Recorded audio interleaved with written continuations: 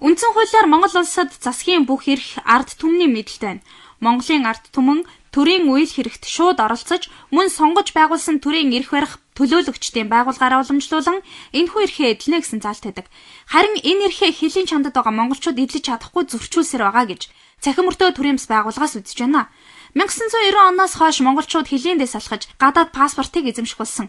Өнөөдрийн хүртэл энэ боломжоо ашиглан 200 гаруй мянган монголчууд гадаадд амьдарч байна. 2007 онд сонгуулийн хууль өөрчлөгдөхөд гадаад улсад оршин сууж байгаа Монгол улсын иргэдийн сонгох эрхийг баталгаажуулсан заалтыг оруулсан ч төд удалгүй энэ заалтаа хүчингүй болгосон юм а. Харин одоо сонгуулийн хууль өөрчлөгдөж байгаа энэ үед дахин гадаадд байгаа монголчуудаа сонгуульд оролцуулах боломжийг нь бүрдүүлэх ёстой гэж үзэж байна. Яаж оролцох вэ гэхээр ихэнх манай одоо 200 гаруй мянган иргэд гадаад байгаагийн сонгогч одоо сонгуулийн насны гэж хэлэх юм уу да 130-аад мянган иргэн байгаа.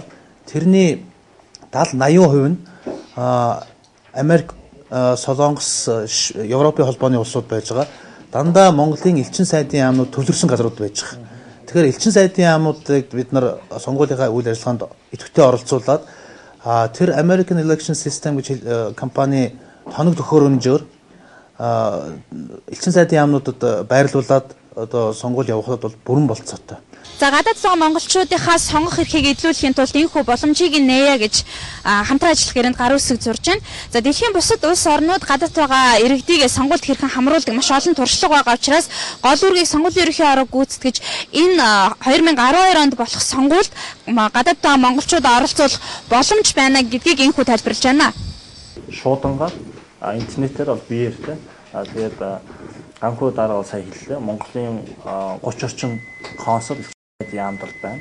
Монголчуудын төвлөрөл бол Сөүл, Лондон, Вашингтон DC ч гэдэм үү, Сан Франциско ч гэдэм үү, ийм консулын газрууд, элчин сайд яам байдаг газруудад байгаа.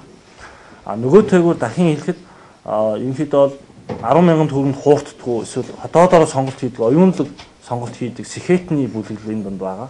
Гадны хөгжлийн сорыг мэдээд тэнд амьдраад сургуультанд суралцсан тийм боловсролтой сэхэтний ийм давхарга байгаа. Ийм хүмүүсийн сонголт тэдний одоо оролцоо өнөөгийн Монголын нийгэмд бол маш чухал байгаа. Манай улсаас дэлхийн бусад улс орнуудад суугаа элчин сайдынхаа яам болон консулын газруудаар дамжуулаад сонгуулийн хороо байгуулан тэндээ байгаа Монгол иргэдийг сонгуульд оролцуулах боломж бий гэдгийг ч бас хэлж байсан юм а. Цахим мөртөө төрийн бас байгууллага болон иргэний зэрэг ногоо намууд гадаадд байгаа монголчуудаа сонгуульд оролцуулах боломжийг нээхээр хамтран ажиллахаар болж байна. Тэд хамтран ажиллах санамж жижигт өнөөдөр гар үсэг зурсан юм. 200 гаруй мянган монголчууд гадаадд байгаа ч нийтдээ 76 гишүүний 8-аас 9 гишүүнийг сонгох саналын тоо болж байгаа юм. Тиймээс улс төрийн намууд сонгуулийн хуулинд өөрчлөлт оруулахдаа гадаадд байгаа иргэдийнхээ саналыг авах боломжийг нээх шаардлагатай болоод байгаа юм а. Шууд соёлмаа мэдээллээ.